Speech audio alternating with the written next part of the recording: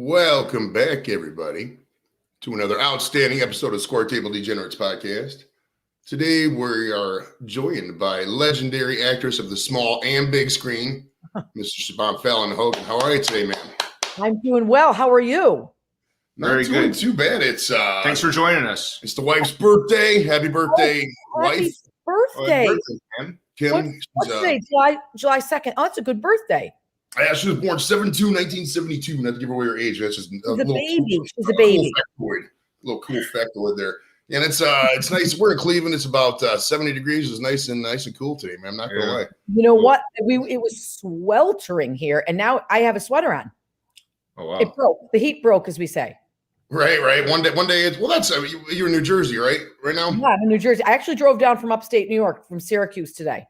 Except my family's up there. Okay, we got a lot of Syracuse questions coming up, but yeah, it's nice. So that leads us right into Syracuse. The internet tells me you were born in Syracuse, so that's correct, I'm assuming. That's right. That is correct. All right. But I moved to Casanova, tiny little town. Oh, say that last part again. I'm sorry. I was born in Syracuse. I lived in Syracuse till I was in second grade. Then I moved to Casanova. It's a small town outside of Syracuse. All right, now, do you remember what your childhood church was, and is it still around? Of course I do. St. James Catholic Church is still around. I still go there. Oh, nice. We're a couple of Catholic boys ourselves. Oh, nice. St. James. We got, I grew up in St. Ignatius of Antioch, and then out here it's St. Brendan's out here. So that's awesome. I went to St. Ignatius in New York City when I lived in New York City. Oh, nice. I've actually heard of that. I'm not intimately familiar with how it is. I've actually heard of that school before. It's beautiful. Now, how many brothers and sisters did you have growing up? I have 3 sisters and a brother. I'm number 2. Number 2. Okay. So who's the older? Is the older a brother or a sister? No, my brother's 4th. So they all still live in Casanova except for me. I'm the only one who flew the coop. Nice. Okay. Now, when you was coming up through school and whatnot, did you have were you going to a lot of school plays? Were you Well, I'll tell you. In 3rd grade, there was an audition in my class for the play called The Proud Train, and I wanted to be the conductor because that was the only real speaking role, and they wouldn't let me do it because it was a girl. So I then was the last wheel of the caboose, and I got my first bad reviews because the 6th graders wrote and said, "Why was the last wheel going so much faster? The train would have derailed." So you were the caboose of a train. Was your first role. I was good. And then I did all the musicals and everything like that. I fancied myself as a musical comedy star, but when I went to New York City, they didn't fancy me as that because my voice wasn't high enough.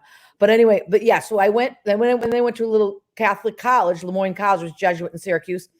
And then my senior year, I was supposed to be a teacher, and I was like, I don't want to be a teacher. I love kids, but I want to be an actress. So I went then to keep the theme going. I went to Catholic. I auditioned and I got into Catholic University, which had a fabulous master's program at the time. Susan Sarandon went there and John Slattery went there. John Slattery was a year below me. And so I got my master's degree in acting, if you can believe that. Okay. So that's probably we're actually getting to the Lemoyne College here in a second. I got some questions. I got some interesting facts about that I looked up when I was looking up information about it. Oh, good. Now, do you how often do you miss those winters, those 70s and 80s winters? Weren't they awesome? How much? Honestly, I loved them. I remember one time my father skied to the store because we couldn't get out of our driveway. I remember stories of that too back in. Well, I'm 44, so when my parents were in 78, they said there was a real big storm, 77, 78, and you had to you couldn't go anywhere. You literally had to just either walk, on snowshoes or a foot of snow. Yeah, I loved it. We used to wait for the bus for school, and it was so cold. And I was like, I don't know. It was, but you would be skating around, jumping in the snow. By the time you got on the bus, you were soaked. All right, so let's get into. Did you play any sports when you were coming up, or were we just? Oh my God, I am and was the worst athlete that you ever met. And in those days, no one was, now how there's no outs, no nothing, and everybody's be nice. Well, it used to be me and this other girl who was not small, and we would be left to the end, and they'd be deciding between us. I'm oh, I guess I'll take the other girl. And I would be the last one. And then I would get up, like say I actually wrote a children's book about it called Susie the Scene, because I was such a bad athlete. And they'd be like, come on, Siobhan, hit the ball. And I would always get out. Or if I did hit it, I was literally the slowest runner. My mother used to practice with me in the backyard to lift my legs. And I had zero muscles in my legs. My sister was really good at they're all great athletes. We had this one road near my house called Wright Road. And my sister Mary would ride her bike ahead of me. The hill was no lie, like this. And she'd pedal up the hill, and I could take one turn, maybe a half, and then I have to walk it the rest of the way. Now, can I ask, how tall are you? I'm 7 feet tall. You can't tell from this. No, I'm only kidding. I'm 5'6". Oh, it's not terribly short there for no, I'm kind of medium height. It's about medium. Yeah, my wife's I have a sister that's 6 feet. I have another that's 5'11". Oh, geez. They thought I was a shrimp. Oh wow, Pat. That's even taller than Pat. I'm 6'3". How tall are you? I'm 5'10". 5'10". Okay. Are you brothers? No. We live in the same town, but we're there's four. The way the show started, there was four main guys. Me, Pat, Tom, and this other guy Don, sitting around a table. That's what's called the score table Degenerates. And then once the COVID came about, we kind of had to switch it virtually, and that's when we started getting interviews, because it was we got a hold of William Hung from American Idol, and it was a really cool interview in it. My alarm just went off. I'm sorry. I set my alarm to. I didn't forget about your show. No problem. I scared the shit out of me. No problem. But so and there's a couple alternate hosts, but yeah, usually it's we got. It just depends on the topic and guest who we have over the. I got to tell you, your accents sound a lot like the Syracuse accents. Cleveland. Okay, it's probably. I've been to Buffalo several times. I've driven through Syracuse. I don't think I've ever spent any time up that way. I've been wanting to go to the Carrier Dome, man. I always wanted to see that. Awesome. It's great. And I'd love to see because like Carmelo Anthony played up there. That 03 Syracuse national team. That was Jerry McNamara and all. It was a great team. Man. I'm trying to get hold of Jerry McNamara. I can't find him though. We'll see. Oh my gosh! My of course I've got to plug my movie. I wrote a movie. And it's coming out. It's coming out August 27th. It's called Rushed. But we filmed mainly in New Jersey. But we filmed 2 of the days in Casanova. And I'm doing another movie that I wrote September 27th. And we're filming the whole thing in Syracuse and Casanova and Eerieville. Oh, nice, nice. Yeah, they have a pretty big movie situation going on up there now because they have a good tax break.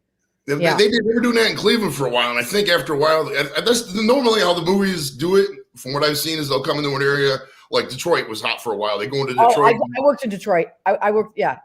When they give the tax break, that's where you go, and then they get rid of it, and then nobody goes anymore. Right, and then for a while, and they came down to Cleveland because they were doing a bunch of movies down here in Cleveland, like Fast and Furious, Captain America, and then in whatever area gives it, and it's always like, oh, this is a great boom. They find out it's nothing. All the money goes to rich people, and they're like, that was a bad idea. Yeah, but actually, it brings in a lot of money. Like, think about the caterers, the hotels. You know what I mean? It really brings in a lot of money. Oh yeah, I mean, compared to the zero that's going on in most of it now, I mean, heck yeah, you can't beat it, really. Exactly. All right, so now Lemoyne College in Syracuse. Now, an interesting fact about Lemoyne College. Yes. It was the first Jesuit college to be founded as a co-ed institution. I did not know that. And do you want to know, my grandfather, Ed Egan, helped found the school. They said we need a good Jesuit school in Syracuse, and he was one of the first founders. And my father went there. He was in the second class, and several aunts and uncles and tons of my cousins. Oh, okay. So there was no chance you were going to go to another Jesuit school like Boston College. No, as a matter of fact, I was such an idiot. I got about what you get to write your name on your SATs, and I sent my SATs to William and Mary only because I like the name of it. I like the name of that, and I like the name of I like the sounds of Virginia. And they sent me back that my SAT scores, only 1% of the people with those scores got in. And I figured they had to be athletes, right? So I did end up getting into one other school, but it wasn't Catholic. And my father drove me in his black Cadillac to Lemoyne. It was up on a hill. And we faced the school. So where do you want to go? Do you want to go here, or are you going to go? I got into St. Lawrence University. And it sounded like it was Catholic but it's a river. It's not it's the St. Lawrence Seaway. So he said, do you want to go here or you want to go there? And I said, Dad, I don't want to go 20 minutes from where I grew up.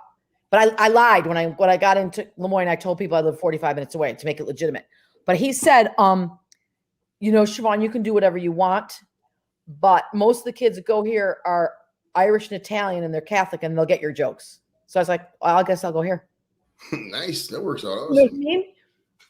All right, so we got a quick question from Moose Gal. She says, "What's the worst thing about working in Hollywood?" The traffic is horrific, and I lived in Hollywood actually for 2 years when I was before I was on Saturday Night Live for when I was 28 and 29, and I wore a bathing cap in the pool so I didn't wreck my hair, and people are really cool, and I'm not cool at all, and this guy was like, "Why are you wearing a bathing cap?" I was like, "So I don't wreck my hair." And then about 3 weeks later, all the cool people were hanging out at the pool, and I was such a loser. I was doing laps with my bathing cap. And he goes, "Hey, can I ask you a question?" And I thought they were going to include me in their group. And I was like, "Yeah." And he said, "Was that you blasting Cher the other day?" Because they thought Cher was loser. And I was like, "No, it wasn't me." Anyway, but I would say the traffic and the other really weird thing is unlike New York City, which I love, people are really into their health and how they look. So they don't really go out late. So if you do a play or something there and you go out and you want to go out afterwards, no one goes out because people are too excited to get up and look good and get exercising. See, that's where I differ from Hollywood because I like eating chicken wings and not going for a jog. Me too. That's the thing. All right, so we are complete soul sisters in that regard. Yes. All right, now what did you major in at Lemoyne? Well, that's an interesting question because I switched my major almost every semester because I just wanted to have fun. I think I started out in history.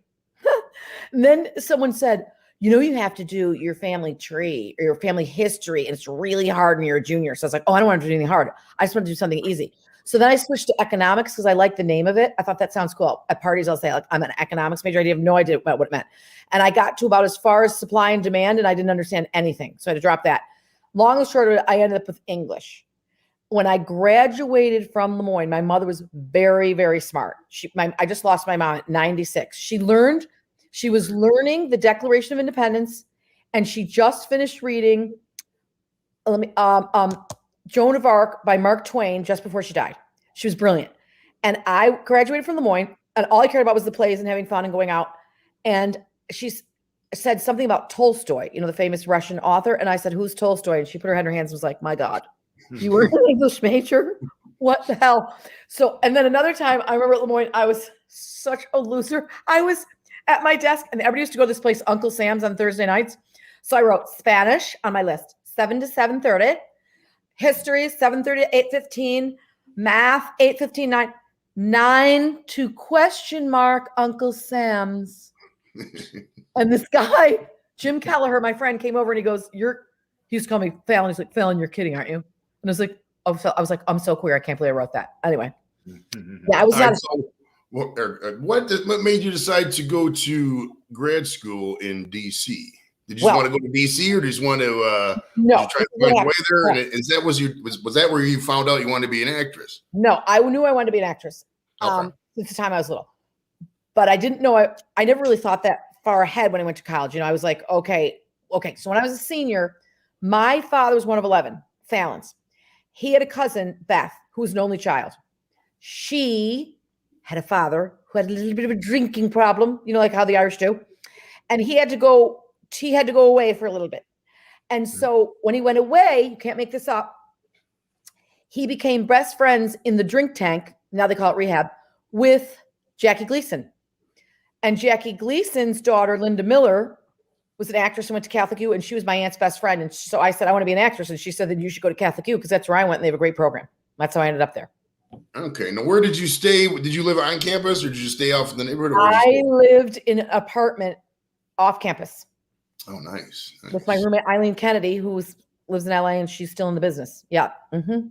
Okay. Now, what did you do after grad school? I went to New York and started auditioning, and I was a waitress at first, but I was so bad at that because I had to have my meals, and I'd be like, "No one looks familiar." I'd be so nervous. I'd go to the table. I was like, "Yes, may I help you?" And they're like, "Could we have menus?" People were so mean in the restaurant business. I couldn't stand it. So my mother's like, "You got to get out of that." And so I then was a receptionist at a law firm. I'm still good friends with the lawyers. And so I was a receptionist, and then I got promoted to filing clerk. And I was really, really bad at it. I remember I worked from 7 to 2 because then I could go to auditions. And they were like, I remember one time at 1:30, they lost this major file. They represented Rolling Rock Beer. And I was like, hey, look, I told you not to put me in this position. I can't do this. And so that's what I did. And then I auditioned for Summer Stock Theater. And then I wrote a one-woman show. What happened was I was going to quit because my father, I was so depressed. And I was like, this is so bad and I'm getting nowhere. I would do like Summer Stock Theater in, like Maine and Vermont, things like that. I would work like in the summer, but then during the year, I was pretty much not getting jobs. And so my friend said to me, because there used to be this paper called Backstage, and now it's online, but in those days it came every Wednesday and it would tell the auditions. So I was really my father's like, why don't you come to Syracuse and start a dinner theater? And I was like, okay. So I was really going to quit, but I just never left. And there was an audition for an improv theater group called Who's on First. It was really popular. It was on 65th and First. And I got in. It was $10 every Saturday night, but it would get packed. And the director said, you should write a one-woman show. So I wrote a one-woman show, and I wrote all these characters that I wanted to play, but I wasn't being casted. Like I was like a Midwestern stand-up comic. I was a little girl. And then I took that show to LA. I took all the money I earned from my jobs, which was $7,000 to my name, and I produced it myself in LA, and Seinfeld came and SNL came, and then I, started working. Nice. What was the name of your show? It was called Batgirl and Other Comedy Stuff, because there was a part of a little girl, because when I was growing up, this girl in real life, I talk like I'm in 5th grade. This girl, she got a bat. Well, in Syracuse, I don't know about you guys, but in Casanova and upstate, the bats swoop around at night, and they can get stuck in your hair because they're blind. So this girl that I knew got a bat stuck in her hair. So I played this character that wore a towel around her head and went door to door selling her paintings. So I did like 8 different characters. As a matter of fact, there was no theme whatsoever, and there was no tie between any of the characters. I just had music between them. And they said in a review, the theme of the string of the theme between the characters. I was like, there's no theme. There's no theme. I just wanted to play these characters because, that's what I do.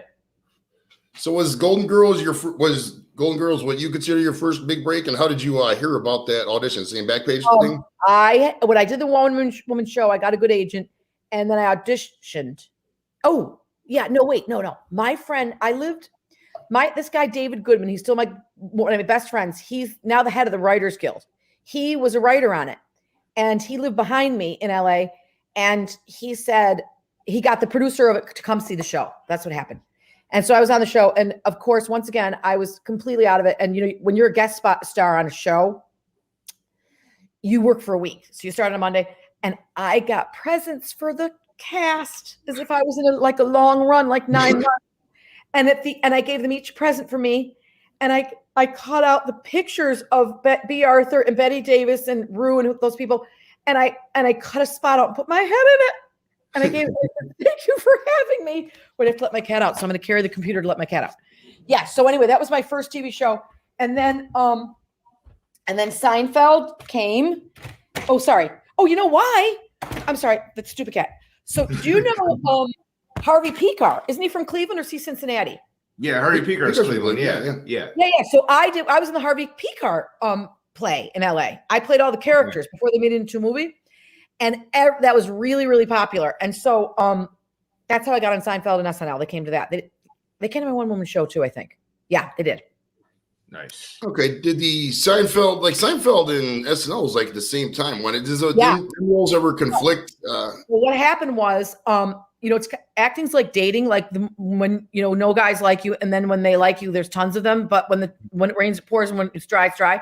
So that's the way it is in acting too. So it's like, you kind of exude like I tell my kids, I'm like, I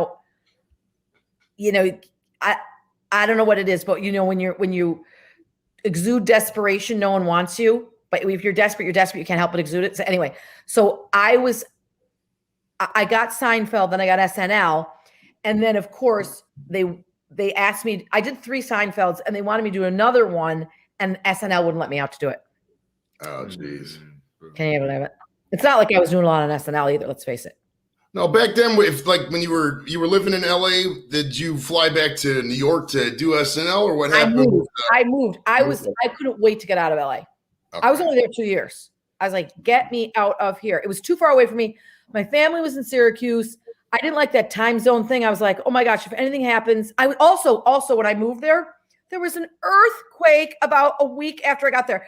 I was applying for a job. I was talking to this pet shop and I was like, yeah, I think I was interviewing over the phone and all of a sudden the building started shaking. And I said, oh my gosh. I go, oh my gosh.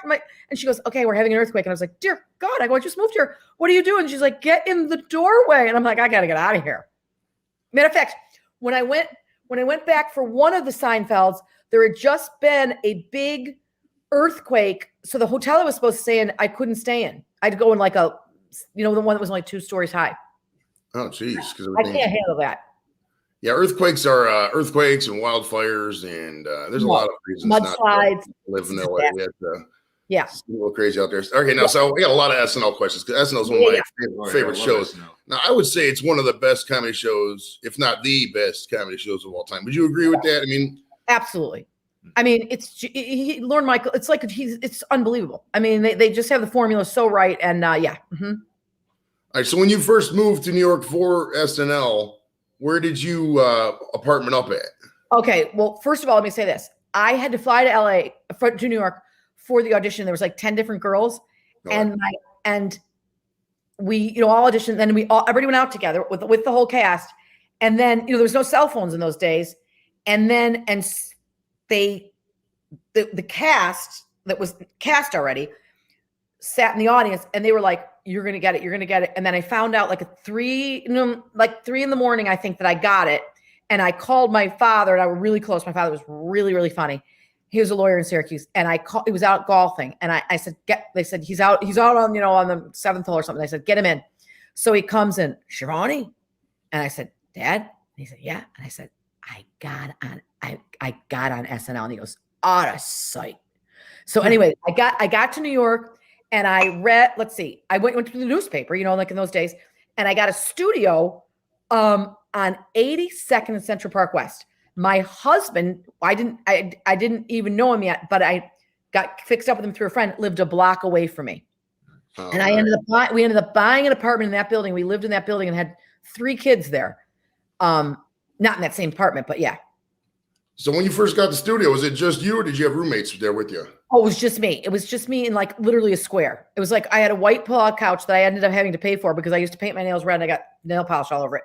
And so she took my security deposit. But anyway, and then I met my husband there and literally we got engaged in 4 months and got married 4 months later. People thought I was pregnant for sure. I didn't even know me here. And we lived in that building and that was it. Oh, nice. So your first SNL episode was the Michael Jordan one, and that's huh? That might be one of my favorite episodes of Saturday Night Live of all time. Is that correct? Go ahead. This is what you have to do. You have to rewatch it, and you have to watch Michael Jordan in De Beers, and I'm going to tell you why. I was just going to talk about it. Go ahead. Okay, so he says to me, we were talking a lot because, we had to be off. I was like the waitress. I mean, I was hardly doing anything, and so he had to come on. So we had to be, we'd be backstage and we'd be talking a lot. And he's like, I'm so nervous at the dress rehearsal. And SNL's like insane. So you do a show like at 10 o'clock, a rehearsal show, and then you have a half an hour for notes.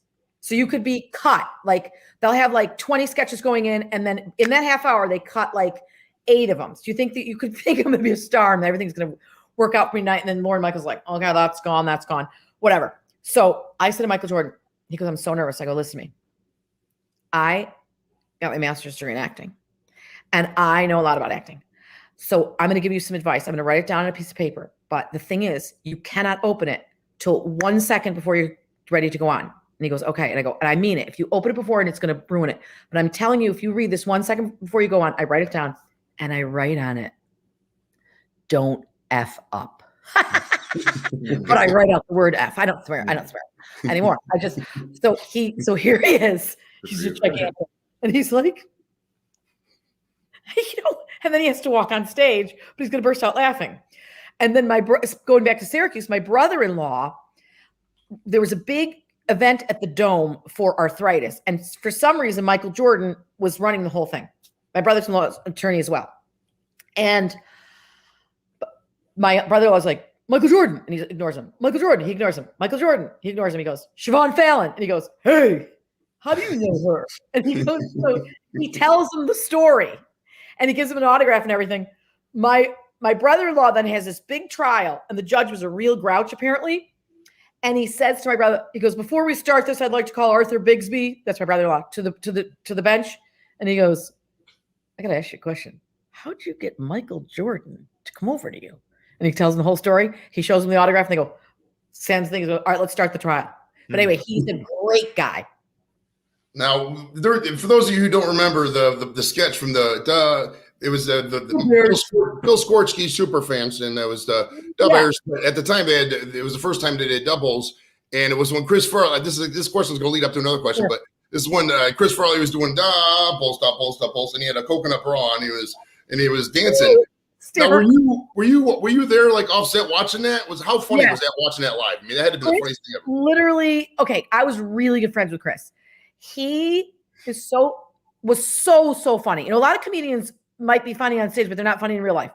Chris was so funny, and he was, and he was hilarious in rehearsal. He was hilarious in like every Monday when the guests would come in, you'd have to get in this tiny office, everybody with Lauren, and you have to go around and tell your ideas. And Chris would go like, some people would be a little pretentious, like, well, I have this idea because I read, Ibsen's, or one time in Shakespeare, and they get to Chris, and Chris would go, I'm not much of a reader per se, so I don't really know, but I'm pretty good. I have physical comedy. So one time with Chevy Chase, he said, well, I think that we could like be on a ski. It could be skiers on a chair, and I could like fall off. That was his idea. Chevy Chase was like, and what's the rest of the idea? And he goes, oh, it's stupid. Anyway, he was hysterical. Is any funny Chris Farley stories you could tell about partying that's not going to kill his legacy or anything? Or well, no, I'll tell you a story about Chris. Chris and I went to the same church. We went to Holy Trinity on 83rd Street. Oh, nice. And Chris and my husband got along great, and David Spade lived close by, so we were always together. So every Sunday we usually go to the night mass because you'd be up at the party till 4 or 5 in the morning. I liked my husband at the time, so I would make Chris and David go with me to my husband's and ring the buzzer, because I didn't want to be like an aggressive girl, but I'd like, you guys, let's go. So we're gonna go visit him. And he was kind of in like one of those buildings that was a little fancier at the time, and you could see who was there from the videotape, and he'd be like, "Come on, Peter, open the door, Peter." So we'd go. I remember Peter had all his friends in for this rugby tournament, and we would go to Peter's apartment.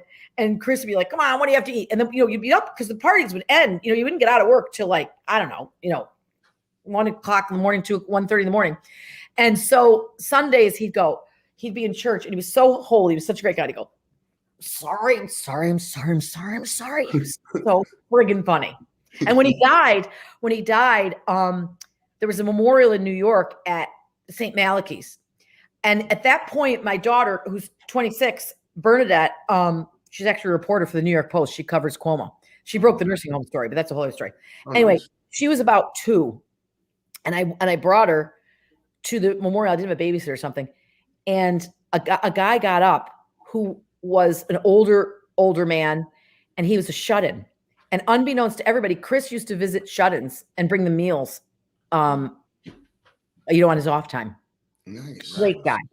Really great guy. Now, It's funny. Now, closing out the Jordan thing, I got to put you on the spot. Well, do you follow basketball first? I have to ask you. Well, I followed more like college basketball. I didn't really. No. Okay, I was gonna say Jordan or LeBron. Who do you got? Oh, Jordan, because he's my buddy. There you go. We'll say Jordan too, just because LeBron burned Cleveland 2 times, and you know how that goes. Oh yeah. And think about when you think back in that cast. Did you guys know? Did any of you realize, or did you think that so many of you were destined for greatness? I mean, real fast, I run down some of these names. Dana Carvey, Phil Hartman, rest in peace. Dana is a genius. I mean, he was absolutely beyond genius to me. It was just fabulous. Phil, my first movie, Greedy, Phil shows up on set. He's my husband. Poor Phil. Oh, nice. I always think of The Simpsons with Phil Hartman. Every time I hear his voice, Troy McClure, I love it. Yeah. Also, the movie that I told you that I wrote, the one that we're going to start shooting September 27th, Dan Castellaneta, Homer Simpson, he was in the show Harvey Picar with me. He's going to be in my movie. Nice. Awesome. Nice. Friends for all those years. Mm-hmm. And Victoria Jackson, Mike Myers, Kevin Nealon, Chris freaking Rock, Julia Sweeney, you, Tim Meadows, Adam Sandler, Rob Schneider, David Spade, and former Senator Al Franken. My God, that's a banger. I know. It was really the glory days. I mean, it was really something. And it was really fun. You know what I mean? Like Adam Sandler, Chris Farley, Chris Rock, David Spade shared an office. And it was hysterical. I mean, because we were the younger ones. You know, we were like there was like it was like the star. Remember the Dr. Seuss, the Starbelly Sneetches and the non-star. We were like the young. There was like a junior team and then the older team, and it was like because Dana was. I mean, that was right. That was the year of Wayne's World. My first year. Inspiration for the Square Table Degenerates podcast. That's why we're at 9:30 live on Friday nights. And by the way, I wanted to say I like your marijuana American flag, a marijuana leaf. It's very patriotic. I earned this right to wear this overnight. I like it. Thank you. Now that you were on there for 1 year. Now the guest list, I just looking up. It was season 17, I think it was, right? Yeah. Mm-hmm. Okay, and man, I'll let it speak for itself. I'm not gonna list everybody, but man, Seinfeld, Michael Jordan, Tom Hanks, Woody Harrelson, Kiefer Sutherland before he became a secret agent. Yeah. But I gotta ask, out of all these guests, there's 20 guests that week or that year. Yeah. Who was your favorite? All 20 of those guest hosts. Oh, that's a hard question. Well, because I loved Michael. I mean, it's hard for me to say. I love Seinfeld. Mary Stuart Masterson was on. She was great. Let me think. I mean, everybody was so great. I'll tell you a funny story. So I was dating my husband. He was on the New York rugby team, and he used to come. You could have as many people you wanted to your dressing room, but really nobody took advantage of that rule. So my roommate was Ellen Cleghorn, and she's great. And so, my husband would bring like the entire rugby team half the time, and they would put beer in my sink. So this one particular week was Sharon Stone because Basic Instinct came out that year. And there was a letter that went around to everybody, a memo, that no one was allowed to have guests on the stage. Because if you had guests, you could bring them down for like the musical guests. You know what I mean? Right. So anyway, absolutely no one was allowed to go because PETA, the animal organization, was mad at Sharon Stone because she wore fur or something. So they were going to throw blood on her. So no one was allowed to go down because they were afraid, that something was going to happen. So I said to my husband, I was only engaged. I wasn't even engaged yet. We were just dating. I said, listen, I'm new on the show, right? I hardly know him, but even though we got engaged 4 months later. So I said, listen, you cannot come down. Okay, Bruce Springsteen is the musical guest, right? So we have a monitor, TV in my room, and he's with his brother, Vinny. Called him Vinny the Irish Guinea. So, okay. Bruce Springsteen is on. No way. Oh my God, a fly just landed on my computer. No way are you allowed to bring anybody down. Bruce Springsteen strums. Now, my husband's from New Jersey, mind you, and he's from the town that Bruce is from. That's where we live now in Rumsden, where Bruce is from. And he strums. Broom, broom. By the way, my parents are in the audience. They're like in the 5th row. And he goes, broom. I'm going down to Lucky Town, down on Lucky Town. My husband and my brother-in-law take off. And I'm like, holy crap. I go, I'm wearing high heels for this next thing. I'm running after them. From where I was on the 9th floor, the studio's on the 8th floor. I'm down the stairs, run. I'm like, no, just be kind of quiet because it's airing, like the lights are flashing. I go, this is my job.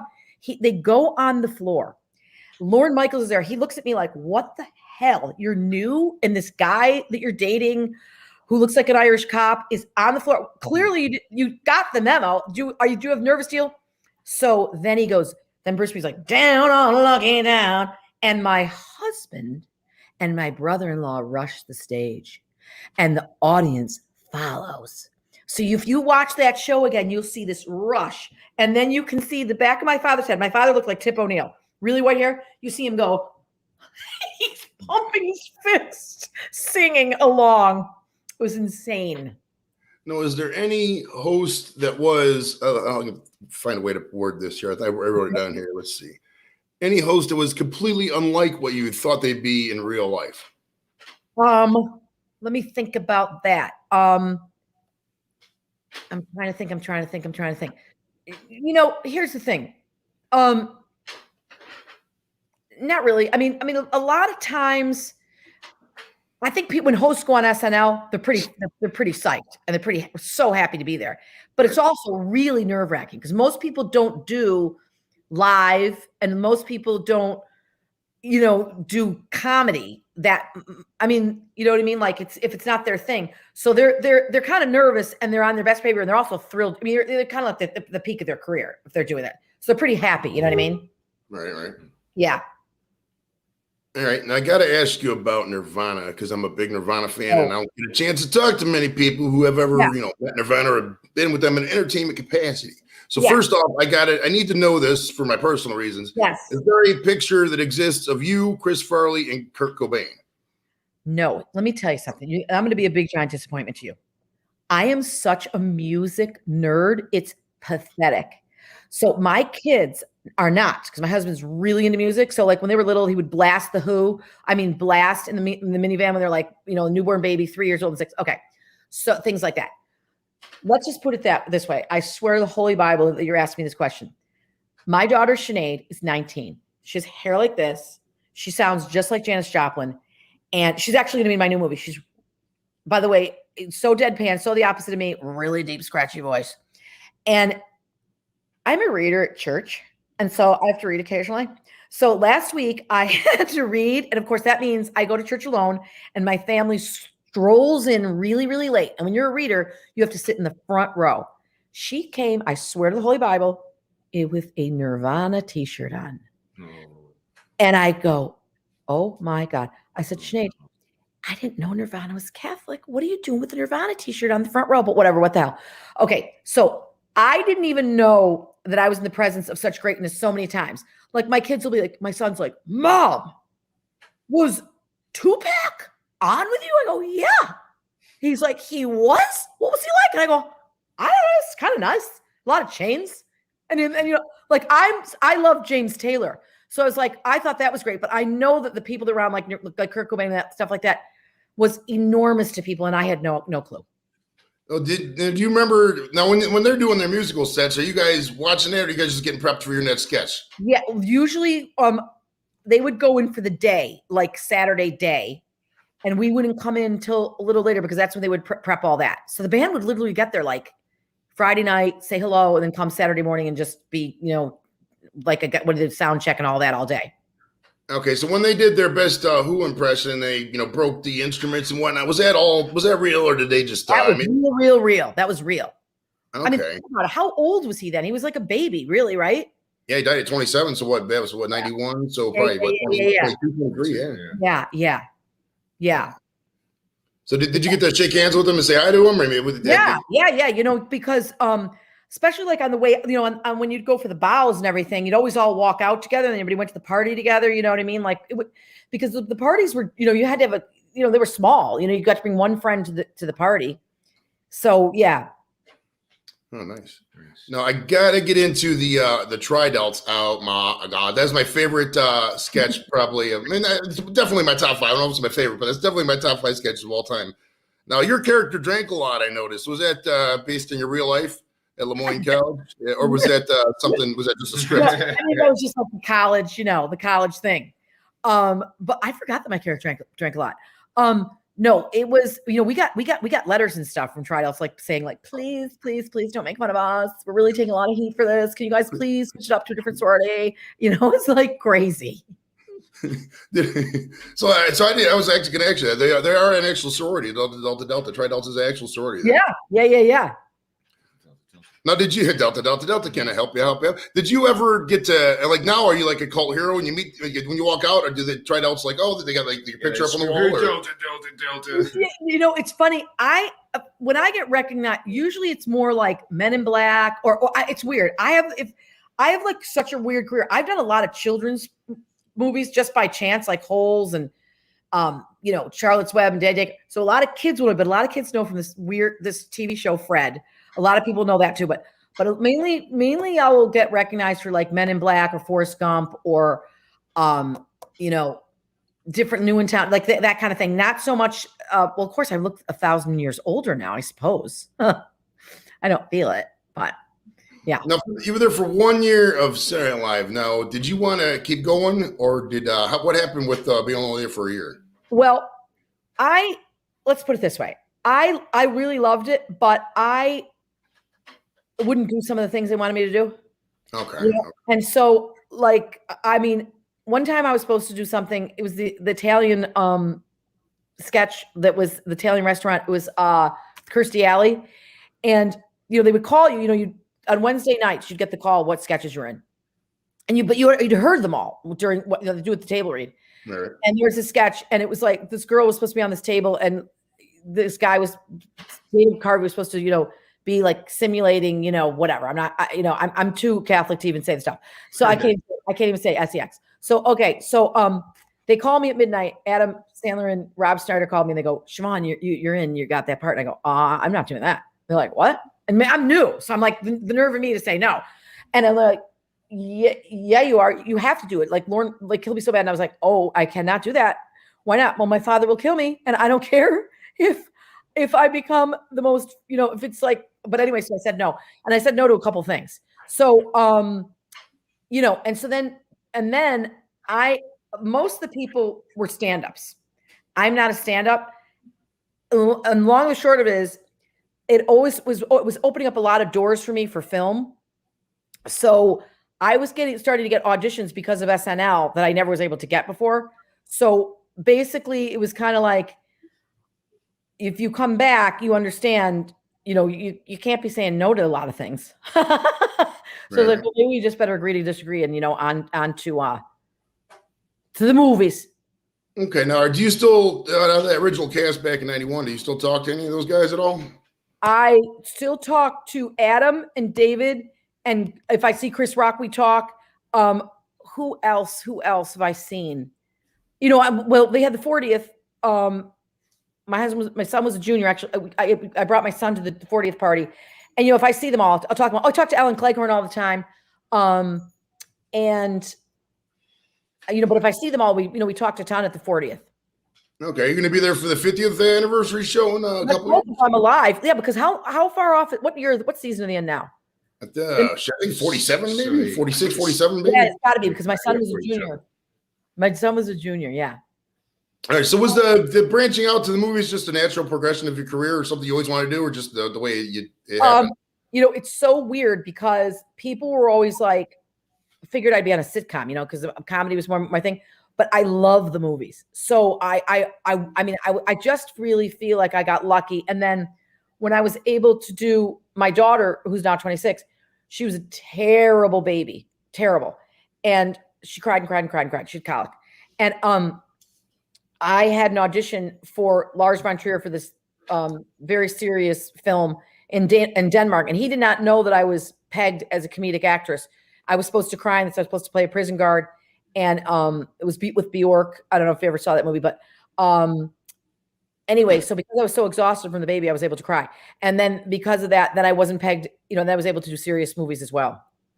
All right, is that how you came upon Forrest Gump? How did you first hear about Forrest Gump? Forrest Gump, let me think about, because Bob Zemeckis, who directed it, his wife, Mary Ellen, I met her on Greedy, my very first movie. We got to be so close. We called each other. She's Irish Catholic from San Francisco. I'm an Irish Catholic from Syracuse. And I used to follow around because I didn't know what in the hell I was doing. And anyway, we became great friends. And she said, and you see, I'm not like I told you, I'm not cool. I wasn't cool with music. And I also didn't know what the hell was going on in the business. So she's like, my husband's Bob Zemeckis. And I was like, oh, my husband's Peter Hogan. I had no clue who he was. And so she's like, one day she's like, I can't be here tomorrow. I have to go to the opening at Universal of the Back to the Future ride. And I was like, oh, that's good. Why? She's like, well, my husband wrote it and he directed it. I was like, oh, that's really good. I go, what movie is that? I'd never even seen this. I'd never seen Back to the Future. Okay. So she and I become great friends. So she says, my husband is doing this movie called Forrest Gump, Tom Hanks. And long and short of it is, she said, you should audition. And the part I was auditioning for was the part she ended up playing. It was just a woman who knocks at the door. And I read the script and I went into the audition. I said, I don't want to play that part. I want to play the bus driver. And he's like, no. I picture the bus driver as an old, big, fat woman. And I was like, no. You have to understand. I took the bus my entire life. And there was this woman, Betsy Benfelt. She was my bus driver. And I want to be the bus driver. So he's like, really? And it's like, okay. And I go, I also can do a really good imitation of your wife because she passed away pancreatic cancer a couple years ago, but she was terrible. But I'm still good friends. His son, Alex, runs a rehab in Laguna Beach, and we're still very good friends. And yeah, so that's how I got that audition, through a friend. It's a lot like any other business where a lot of it's sometimes just, it's who you know. Okay. Now, how long were you on set for that movie? Oh my gosh. I was on for so much longer than you can imagine because it was so lucky. We filmed down in Beaufort, South Carolina. Okay. And my husband has family in Savannah. But anyway, I was what they call the B unit because I was the bus, so I was like cover. So if they couldn't get to the main action, then they would go to me. So now when I was old at the end, they would literally have to blow dry my face. And Tom Hanks, so great, not a diva. We all got our makeup done together. I was there I know what I was there for because I made at that time I was just starting off. So I made a certain amount a day and I was there for 15 days and they wouldn't get to me. They're like, so sorry, Siobhan, we're not going to get to you again. And I was like, cha-ching. Thank God. And then finally, when they got to me, I had to go down for bus driving training. And it was a 1949 bus to fit in. And I told you I'm really, really weak. It was a stick shift. And there was this guy and he was like, all right, Siobhan, now get in there. And he had a 6-pack. He had a 6-pack of Pabst Blue Ribbon. He'd be like, shh, cracking the beers, teaching me how to drive the bus. And I would just this had no power steering. My arms literally ached. Okay, so now it's the day of. And they're going to pull the bus with a rope. And I'm like, what the hell did I take buses for if they're just going to pull it? So now on the bus, those kids, Alex is actually in it, Zemeckis, his son. They're all the producers' kids or people on the crew, and it's sweltering in South Carolina. And they're wearing flannels, and they're like, oh my gosh. So all I have to do is when they pull the rope and they pull the bus, I just have to hit the brake because it's on a dolly kind of like. So I'm like, sure, I'm driving. And they're like, cut. And I forget to hit the brake. And they're like, oh my God. But if I go too far, I go off the dolly and I slam on the brake and the kids go, boom. And they're like, I hit my head. And I'm like, oh my gosh, I'm killing the producer's kids. All right, I got two more entertainment things for you in your movie and your husband and a couple other questions. Men in Black. Now, where was that scene filmed? That's probably one of your more famous ones. Yeah, that was filmed in LA on the House on the Prairie set, the Little House on the Prairie. Because because Bernadette was just born or she was like, I couldn't bring her. She was like 2. And I thought, I'm just going to go out for a couple of days and I'll get back. Once again, there was huge storms in LA. And in LA, the on those hills, they don't it's not like back east or anywhere there's trees that catch, and there's roots. So they couldn't get the bus to get the cast up the hill. Like Tommy Lee Jones was we'd all be in this bus to go up the hill. They couldn't get up there to film the scene. So I was called in. I was there day after day after day. But yeah, that's where that was on the Little House on the Prairie set. Mm-hmm. Now, did they give you one of those back then, one of those little flashy things as a souvenir, like a toy one, or no? No, I should have gotten one, right? That'd have been sweet. Just walk around. I used to walk around with, you remember those flash cameras, like the Kodak disposables? Yes. After you got down to 0, you could just walk around and hit the thing and flash people. I used to do that when they were drinking. Screw people up. All right. Now, I don't want to bore you with your resume, but this last one fascinates me. Law and Order SVU. Now, how many times were you on that show? Do you remember? Well, yeah. I mean, here's the weird part. I think I was on it twice, maybe 3 times. But I remember going in and saying, listen, I have to be honest with you. I've already been on this. And they're like, we don't care. That's 2 years ago. And it's so insane because it's like, but I was already on it. And they're like, that's all right. I mean, he's a great guy, that Dick Wolf. They were really good people. Now, did you win your court cases or do you remember? You know what? I don't remember anything. I do remember that I had to cry in one of them. And it was the night before Easter. Like I was not getting up to Syracuse in time for Easter. And for me to cry, I was like, you have to picture like everybody you've ever known has died. So I was like, my God, I hope they get to my scene. So because I can't handle being in this, but I don't remember but I don't think I didn't play a lawyer. I just played like the characters. All right. Now I'm going to ask about your husband because I was going to gauge your responses to the first part of the interview before I ask you about your husband. You guys seem happily married. So that's good. What point, how did you guys first meet? Well, my roommate, PJ from Catholic University, we lived together in LA, and his parents came to visit from New Jersey, and he got a job the week they came. So I had to take them around and show them everything. And they're like, you should go out with Peter Hogan. And because PJ's sister dated my husband's brother, Marty, and now they're married. So I was like, well, he's cute. So I went back to New York. We lived a block apart. My husband actually had a girlfriend. He didn't like me. And I was like, he will learn to like me. I was like, God is my witness. And yeah, so that's how that happened. What year did you guys get married? We got married in 92.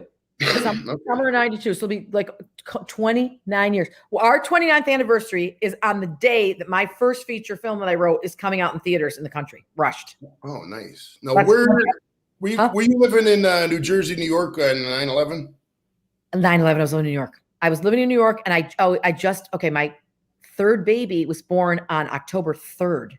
So I had my 9-month checkup at St. Vincent Hospital looking out the friggin' window at the towers. Wow. And my husband, by the way, my husband worked in the towers. He was a trader. And it's a miracle because, see, I had my appointment and he was going to meet me at the appointment because I was so pregnant. And it was my third child. They thought maybe I'd go early because I had gestational diabetes. And anyway, so he went to work a little late and he went into St. Pete's Church to say a prayer. And the plane hit. And he went out. Yeah, so that's where I was. Oh, geez. I never knew that. Yeah. Now, all your roles, which one are you the most proud of? Not necessarily your most popular, even the most recognizable. Like if I said this is, Siobhan Fallon Hogan as a person, what would you say what role would you pick that you did? I have so many different reasons for different things. So it's hard for me to pick one, but I loved New in Town with Harry Connick Jr. and Renee Zellweger because I loved the role and I loved playing like a Midwesterner. I mean, a Minnesota woman. I love being in the Danish movies. Lars von Trier's. I've been in 3 of them. Matter of fact, his company Zentropa co-produced my film with me, and my director's from Denmark, and the film that's coming out Rushed. And that was my first break as far as doing a really serious role in Dancer in the Dark. And then I did with Matt Dillon. We did The House That Jack Built. That was another serious role. So I really so appreciative to be able to give them that chance, being that I was pegged as a comedian. You know what I mean? But I have such a soft place in my heart for Forrest Gump and Men in Black because those were, huge blockbusters. I mean, I was like, honestly, I was like, oh my gosh, I was so lucky to be in these blockbusters. Do you know what I mean? Oh, yeah. Right, I remember one time I went for an audition for the movie. Oh my God, I'm so old. I can't remember the name of it. It was about cigarette smoking. Russell Crowe was in it. And I was pregnant. Oh, Insider. Thank you for smoking. Maybe was that it? Insider. Okay. Insider. Okay. And I got the part. But I was pregnant. I remember saying to the guy, I said to the director, I said, "No, listen, I just want to say something. I think I might be good luck because I've been in a lot of blockbusters, and I don't know why. So I'm just thinking that you should give me this part." And then he did, and then it was going to film right when I was going to be gigantic, so they couldn't do it. Now, what role do you get asked about the most? I would say Men in Black. Yeah, I would say Men in Black. Oddly, by kids, Fred. They love this TV show, Fred. I remember that vaguely. I remember voice or something. Yeah. I was a mother of this kid, and I was a drunk, and I'm like, Fred! And it was so fun to do, but kids love that show. It's like a kind of a culty thing. Yeah, it was about 2010 maybe, because I got a 23-year-old stepdaughter. She used to watch it all the time when it was, and I used to watch it. Okay, I don't really get it, but I guess if you guys find it funny. Right. The kid had a really high-pitched voice. He's from Nebraska. Right. Now, do you like doing the cameos, or is that just part of business? Okay, this is really funny. So my son, who's 23, just turned 23, he's like, "Mom, you should do cameos." And I'm like, "What in God's name is cameo?" I had no idea. My son went to West Virginia University. He graduated this past December. So I go, "What's cameo?" He goes, "I'll sign you up for one." No, I'm not kidding you. We signed up and we're going to the hotel, and 10 minutes later goes, ding. And I go, "Oh my God, I got one." Now, the hilarious part is when I get them, my son was able to do them at first, but then when he moved to Miami. So my husband and I have to do them, and we're technically challenged. And it is a scene and a half with us trying to figure out how to upload it and do the whole thing. No, but and especially during COVID, it was really fun because it was like performing. You know what I mean? Oh yeah. I enjoy cameo myself. I spend way too much money on that, if I'm being honest. hysterical. Anyway, sorry, what? I would say we have a lot of barbecue fans here in the show. Just for some reason, a bunch of barbecue shows randomly follow us. But first off, do you like barbecue? Okay. I did not like barbecue, but for the first time, my niece just got married last weekend, and I had pulled pork, and I thought it was delicious. I'd never had it because I'm not like a big meat person. I'm not a vegetarian, but I just don't really like it that much. That was going to be my follow-up question. Would pulled pork be your favorite thing to eat off the grill, or what would be your favorite thing? Well, you know, Dinosaur Barbecue's in Syracuse, and that's a big deal there. I don't know if you know about that. All right, I've heard of it, but I've never, like I said, I've only been through Syracuse. I'll have to check it out. Yeah, and they sell like barbecue sauce and all that. My husband loves barbecue. Okay. Do you know what kind of grill he uses by any chance? This is interesting because in upstate, you see, my husband's very social. He's not from there. He's a real New Yorker. Like, actually, people always think he's a cop. He's not here right now because he left his cell phone at the sushi place we went to, so he had to go back and get it. Peter, are you here? Oh yeah, come here. So anyway, he won a Weber grill. He just won it. He entered this raffle, and he won a Weber grill, and he won a cooler and all his stuff. But that's what he uses. Come here a minute. This is actually perfect time because I'm going to talk about this movie you got coming up. Oh yeah. So okay. Now, go ahead. Peter, come here. Anyway, you want to talk about the movie? Yeah, before Peter gets it's called Rushed. I spent quite a bit of time looking this up, and I got a couple of questions because some of it was a little vague. Now, okay. like August 27th, you said, right? Hey, Peter, how you doing? I don't like barbecue, but I said you do. Hey guys, they're out in Cleveland. You like barbecue? Of course we like barbecue. Look at this. Look at this girth right here. Look at the size of them. So, Peter, what's your favorite thing to barbecue on the grill, bud? What's your favorite? I'm a big chop steak for 48 ouncer. Oh, jeez. He's ridiculous. Twice the size of the biggest steak I ever had. So this movie Rush comes out August 27th. Is that right? That's right. August 27th. It's going to be in theaters in major cities, New York, including New York and LA, and on streamers on the same night. And I looked at some of the pictures in the movie, and I was trying to identify the fraternity involved. Is it Phi or Pi Sigma Theta? Is that it? We couldn't use a real fraternity. What is the name of the fraternity again? Pi's Eyes. Pi's Eyes. Pi Sigma. It's not a real fraternity because we can't. But it stars myself and Robert Patrick. You know Robert Patrick from the Terminator. Yeah, it's awesome. He and I have worked together forever. He's in my next movie again too, the one that I wrote. He's going to play the prison warden in that. But in this movie, he plays my husband. It also stars Jake Weary from Animal Kingdom. Okay. And there's a newcomer, JJ Warren, who's amazing. My son's in it, Peter Hogan. My daughter Sinead's in it. Lily Rosenthal, Perry Gilpin from Frasier. Oh, nice. Remember Roz? Yeah, she's one of my close friends. Right, yeah. Yeah. There's a lot of amazing actors in it. And of course, I'm the bartender. He plays the bartender. Now, I saw Peter, do you got a producer credit? What is the movie about? It's hard to find out what answer for this thing. Come on. The movie is about you're never going to believe this, an upstate Irish Catholic family. And the mom is like a real helicopter mom and way too into her kid's life, the oldest boy is a freshman in college. And there's a fraternity accident, and that's all I'm going to tell you. And the mother, it's a thriller. And let's just say the mother, let's just say I have an Irish temper, and you don't want to see what happens when it goes off. So I just say like hell hath no fury like a mother scorned. Now, when was this movie supposed to come out originally earlier, and then COVID delayed it? This is the deal. The movie. Well, yes, because the movie was bought back in October, but they immediately said we're going to hold it because of COVID, because people weren't going to the theaters, and because it's a real college. There's two big audiences for the movie: the college kids and then the parents. Because any parent, you've got a 23-year-old stepdaughter, and when they go out at night, you're like half the time you're in the fetal position thinking, where the hell are they? What the hell are they doing? So, so it's basically that, and what limits. What extremes a mother can go to when her child is crossed.